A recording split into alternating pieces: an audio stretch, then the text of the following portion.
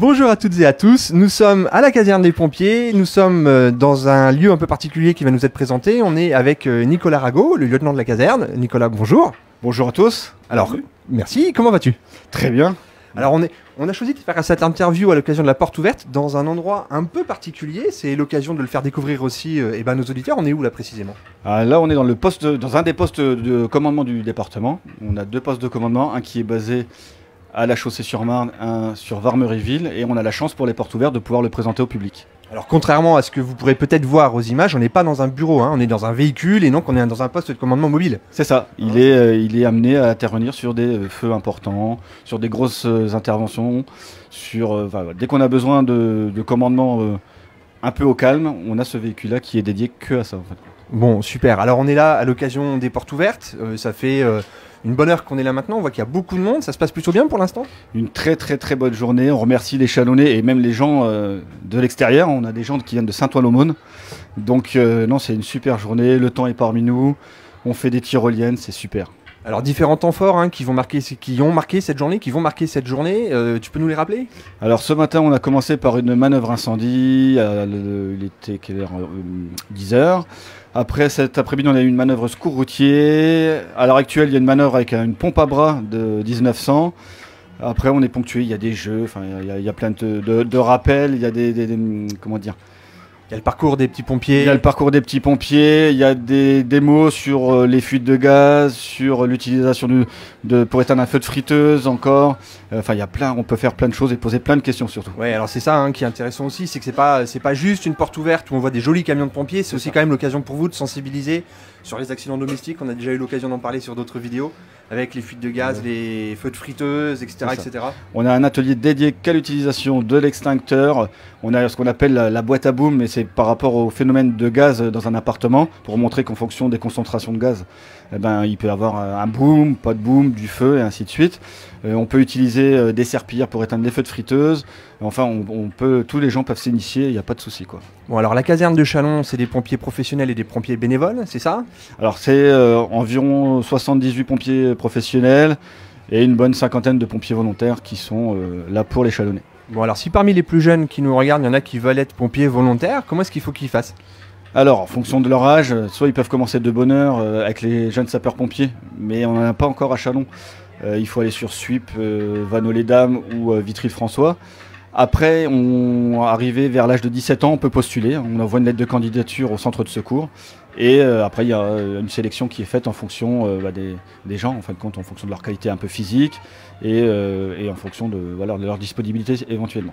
Bon, très bien. Et puis, alors, s'il y avait un mot en termes de prévention pour conclure cette interview destinée au plus grand public. Pensez à avoir un détecteur de fumée et un détecteur de monoxyde de carbone chez vous, parce que l'hiver approche et c'est quand même une cause importante de décès en France à l'heure actuelle.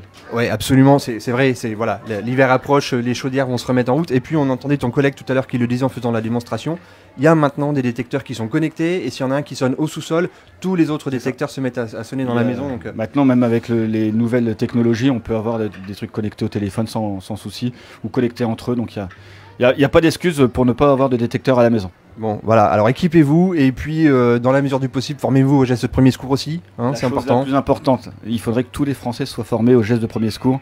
Ça permettrait d'aider et d'être premier intervenant sur tous les accidents, les blessés, les malaises, et ça permettrait de gagner du temps avant l'arrivée des secours. Voilà, bon, le message est transmis et puis on va continuer, nous, à faire des belles images pour mettre en avant l'action des pompiers. Vous êtes un acteur important pour la sécurité de tous, on le soulignera jamais assez. Merci, bonne visite. Merci.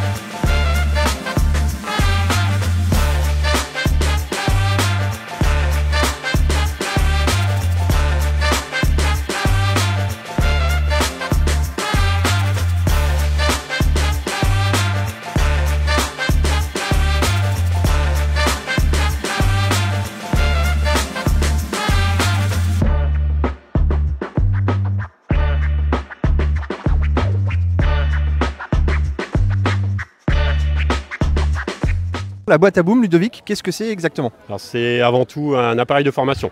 C'est ce qui nous permet de sensibiliser nos pompiers sur les explosions de gaz.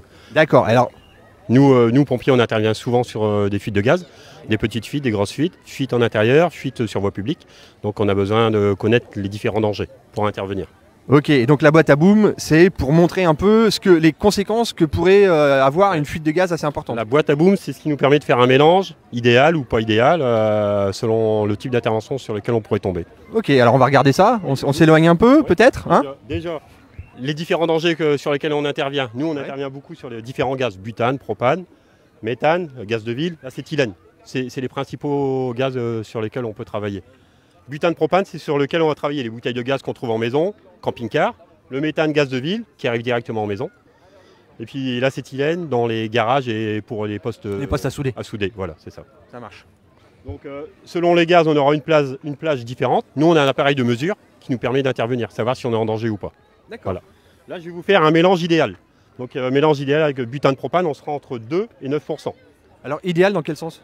Alors idéal pour l'explosion, pour la démonstration. Pour qu'on puisse voir, c'est pour pas... la démonstration. Voilà, ok, ça marche. Donc on sera ici à peu près. Ok, et ça va faire boum alors. On va faire un petit boom. Bon, on se recule un petit peu. Au niveau des diodes, vous voyez, je crée une étincelle. Donc pour l'instant, il n'y a rien. Donc là, je mets le gaz. C'est parti, le mélange se fait. Donc vous voyez, tout est fermé, fenêtre, porte, tout est fermé dans le bâtiment. Mais là, en fait, vous êtes chez vous, ça sent le gaz. On ne connaît pas la proportion. Une étincelle, boum, vous voyez. Voilà, donc on entend et on sent la chaleur. Hein. Ouais, donc, voilà. ouais, on sent la chaleur, on est assez près, on sent la chaleur. Donc là, on était vraiment dans le mélange idéal. L'étincelle, ça explose. Alors moi, j'ai une question aussi à poser parce que ça m'est arrivé. J'ai malencontreusement chez moi une bouteille de gaz qui a commencé à prendre feu. Voilà, alors si j'ai mal réagi, mais si le cas, si voilà, parmi les gens qui nous regardent, ils ont une flamme qui va sortir de leur bouteille de gaz, barbecue, gazinière, etc., comment on réagit? On peut la fermer. Et si on n'arrive pas parce que c'est chaud? Bah, si on n'y arrive pas, bah, on appelle les secours. On appelle les secours. Oui. Mais on laisse brûler aussi? Si vous ne pouvez pas intervenir sur le foyer, la pièce concernée, vous fermez la porte, vous évacuez tout le monde, vous appelez les secours. D'accord. Et si on veut éteindre le robinet, on fait comme le feu de friteuse, on prend un linge mouillé? Un linge, un gant pour se protéger, on tourne le robinet, ça se ferme. Bon, Si ça c'est une marche. bouteille de gaz, si c'est une bouteille d'acétylène qui a été impactée, c'est plus important là. Bon, ça marche. Merci beaucoup.